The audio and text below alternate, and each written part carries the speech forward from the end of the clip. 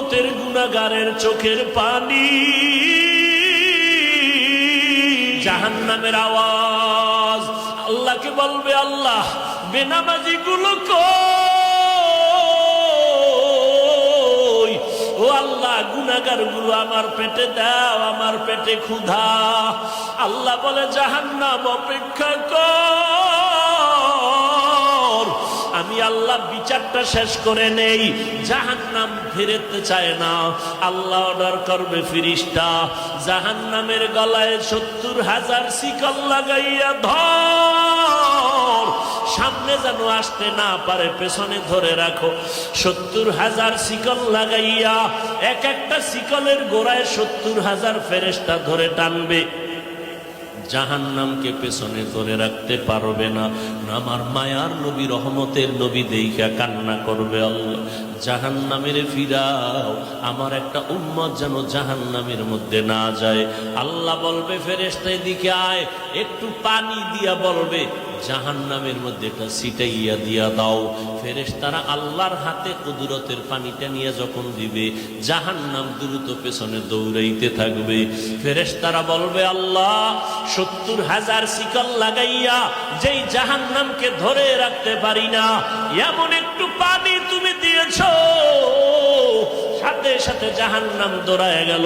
এটা কেমন বরকতের পানি? এটা কি কাউসারের পানি, নাকি জমজমের পানি, নাকি আবে হায়াতের পানি, না দুনিয়ার কোন সমুদ্রের পানি, বৃষ্টির পানি?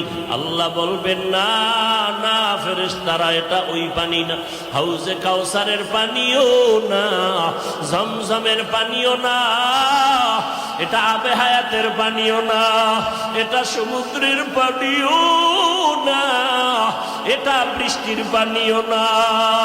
আল্লাহ বলবে, ফেরেশতা এই পানি হলো আমার বন্ধু মুহাম্মদের উম্মতের গুনাহগারের চোখের পানি। আমার বান্দা মুহাম্মদের উম্মত গুনার কথা স্মরণ করে চোখের পানি ফেলেছে। ওই গুনাহগার উম্মতের চোখের পানির এত বরকত। আল্লাহ কয়, বেশি করে কান্না করো, কম কম হাসো। নবী বলেন, এক ফোঁটা চোখের পানি ছেড়ে কাঁদো। দুনিয়ার ঘরে আগুন লাগলে পানি ছাড়া যেমন ঠান্ডা করা যায় না, তোমার আমার গুনার কারণে জাহান্নামের আগুন কিন্তু চোখের পানি ছাড়া ঠান্ডা হবে না। ও যুবকেরা, ও বৃদ্ধ বাবাজিরা, ও পর্দার আড়ালের আম্মা জানেরা, দুনিয়াতে সূর্যের গরম সইতে পারি না। বিছানায় যখন ঘুমাইতে যাই, মশারি টানাইয়া ঘুমাই, মশায় কামড়াইলে ঘুমাইতে পারবো না। গুনাহ নিয়ে কবরে গেলে মশারি কই পাবি? ওই কবরে সাপ বিচ্ছু পোকামাকড়ে ভরে যাবে। ও আল্লাহর বান্দারা, গরমে ঘুমাইতে পারি না, ফ্যান চালাই, এসি চালাই। গুনাহ নিয়ে কবরে গেলে জাহান্নামের আগুনের গরম কেমন করে সহ্য করবা রে বাবা? এখনো কি সময় হয় নাই তওবা করবা না? ওরে বান্দা, কয়দিন আর বাঁচবা? এখনো কি জাহান্নামের ভয় অন্তরে আসে না? ওরে মা বাবার শাস্তির ভয়ে যদি সন্তান কান্না করতে পারে, ওস্তাদের শাস্তির ভয়ে যদি ছাত্র কান্না করতে পারে, আমার মাওলার আযাবের ভয় কি কম? ওরে আল্লাহর বান্দা, আযাবের ভয়ে কেন চোখের পানি আসবে না? গুনার কারণে দিলটা পাথর বানাইছো, দিলটার পাথর হওয়ার কারণে চোখে পানি আসে না। মাওলারে মনে মনে ডাকো আর বলো, দয়ার মালিক দিলটা নরম বানায় দাও, কান্নাওয়ালা চক্ষু দান করো আল্লাহ। ও যুবক, তোমার মতো যুবক স্কুলে পড়ে, কলেজে পড়ে, 5 ওয়াক্ত নামাজি নাই। তুমি একটু চিন্তা করো, তুমি কেন পারো না?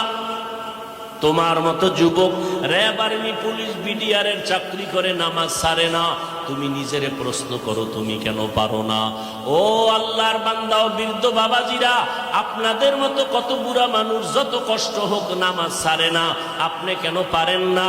ও পর্দার আড়ালের আম্মা জানেরা, আপনার কত কত বড় মা এই এলাকায় খুঁজলে দেখবেন 5 ওয়াক্ত নামাজ পড়ে, রাতের বেলা তাহাজ্জুদ পড়ে, সন্তানের জন্য দোয়া করে। আম্মা জান, আপনি কেন পারবেন না? ও বোনেরা, আপনার মতো কত বোন স্কুল কলেজে পড়ে, 5 ওয়াক্ত নামাজ পড়ে, পর্দা করে, ইজ্জতের উপরে কোনো আক্রমণ করে না, মোবাইলের গুনাহ নিয়ে সময় কাটায় না। আপনি কেন পারেন না? আল্লাহর কাছে তৌফিক চান আর হেদায়েতের দোয়া করেন। ও আল্লাহ, শয়তানের ধোঁকায় পড়ে গুনাহ করে ফেলেছি, গুনার কারণে হাত না পাক, চোখ না পাক, জিহ্বা না পাক, অন্তর না পাক। ও আল্লাহ, 1 সেকেন্ডের আযাব সইতে পারবো না, অতএব আজকে তওবা করে ফেললাম। ও আল্লাহর বান্দারা, মা বাবার দোয়া নিয়ে সামনে আগাও। এ যুবক, ওই মা বাবার দোয়া ছাড়া তুমি পরীক্ষায় পাশ করতে পারো নাই। মা বাবার চোখের পানি দোয়ার কারণে আজকে চেয়ারে বসলাম। মা বাবার দোয়া চোখের পানির কারণে তুমি টাকার মালিক, বাড়ি গাড়ির মালিক হয়েছো। ওই মা বাবার জন্য কি এক ফোঁটা চোখের পানি ছেড়ে দোয়া করতে পারবা না? যাদের মা বাবা বেঁচে আছে দোয়া নাও, মা বাবার দোয়া নিয়ে সামনে আগাও, ওলামায়ে কেরামের পরামর্শ নিয়ে আগাও। আল্লাহর কাছে মনে মনে তওবা করো আর বলো, আল্লাহ, সামনে আর গুনাহ করব না, নামাজ